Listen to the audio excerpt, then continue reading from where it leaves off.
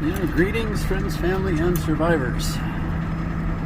Well, we're going every different direction today. We've got one crew is going up on the mountain to deliver 2 cords of firewood to a lady who is trapped, snowed in.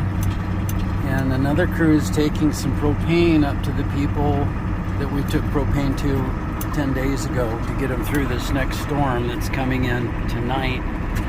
Pastor Ron in front of me, he's got his snowplow, and I'm following him up the 44 road. There's some more folks up there that are, if it snows 15 more inches, they're not going to get out for the winter. It's possible all we're doing is biding time if it's the kind of year that we think it is, which is basically a normal snowfall. So it's better to take 2 rigs up, so I've got some supplies with me and food in case we have to walk out of there, and flashlights and stuff. And it's supposed to be gusting to, up on the ridge behind me, gusting to 90 miles an hour. Temperature's going to drop pretty good, so I don't want to have to walk out too far. That's why we're taking 2 rigs.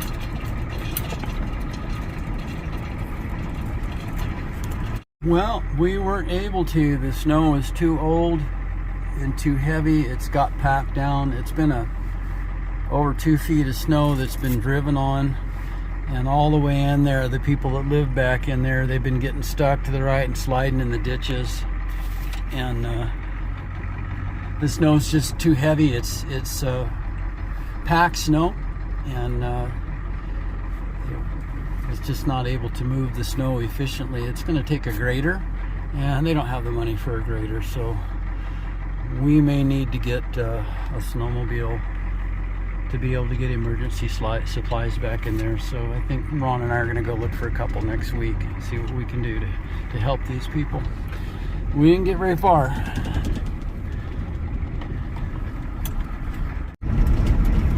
Yeah, that's what we need to borrow right there.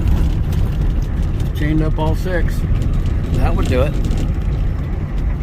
I don't think they'll let me have it though.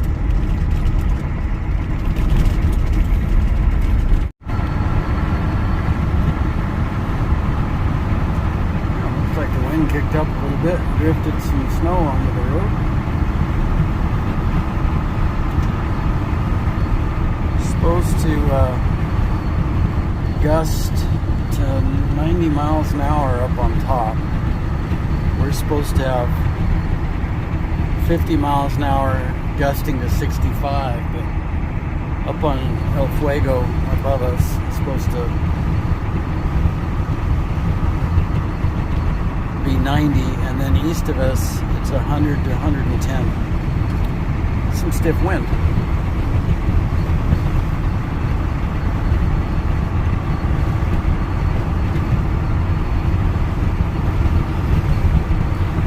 I'm actually glad to be coming down off the mountain before it hits. I didn't want to be stuck up there when it starts dumping.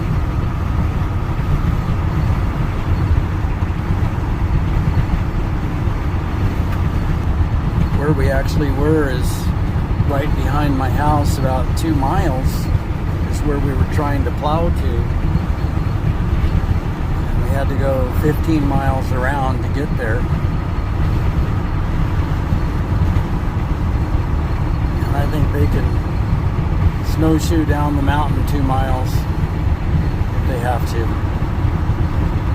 We'll get up to town one way or another. Rough living up there off-grid in a shack.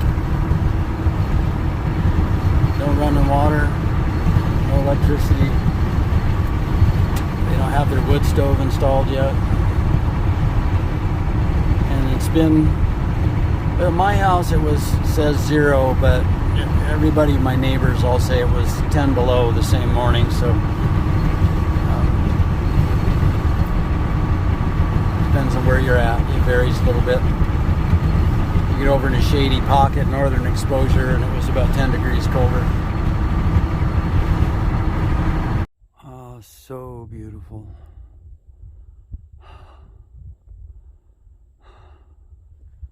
Gotta love it. Well, the temp's dropping fast, and storm's supposed to hit about 4 in the morning. And obviously, you saw me up on the hill, we were able to get the truck fixed, and even with spare parts. I bought 2 stub shafts and 2 U-joints, so I've got another one coming in the mail for the left side. But I think what we're going to do is go ahead and put the 7.3 engine in this truck and then put a new Banks turbo on it. And then I'm going to swap out, hopefully, the front axles with chrome moly, and that should make actually stronger than a Dana 50 from what I understand. Dana 50 is much better than the 44 HD, but if you put chrome moly shafts in it, it should be pretty stout, and that's what we're going to need. And I'm going to go out and look at a couple of snowmobiles, I think, this week, because it's looking like that's how we're going to be able to get emergency supplies to people. And what we really need is a snowcat, because you can get a propane cylinder and a bag of groceries or 5 gallons of water to somebody on a snowmobile, but you're not going to pack people out of there in an emergency. And it's amazing how many people moved up here that had no idea what kind of weather conditions they were getting into. And so the people that moved here in the last 5 years, the last time they had a good snow year was 5 years ago. So people that have moved in since then are just completely not prepared, because we had 4 years of drought. And if we're back on track with a normal winter, then yeah, from what I understand, the most snow that the old timers say has been right here in this spot is 8 feet. 5 years ago, it was 3 feet deep. In 2008, it was over 4 feet deep. And a friend of mine who's been here since 1974, that's how it always was every year. And so it looks like there may be some more rescue operations in the future if it looks like it's going to snow this year. So snowmobiles will help. A snowcat would be better. And I know they make some small snowcats. They're like a mini Tucker. And little 4 cylinders. They make them in diesel or gas. And they carry 2 people and then a little stake bed behind them. And so you could pack in 500 pounds and 2 people.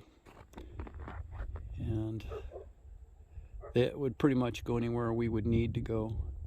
If we have an Imp or a Sprite made by Thiokol that had a blade on the front, then we could literally go anywhere we had to. But who's got $30,000 floating around, right, for a used one? Anyway, it's getting cold, and Gibbs and I are going to go in the house. Have a blessed night.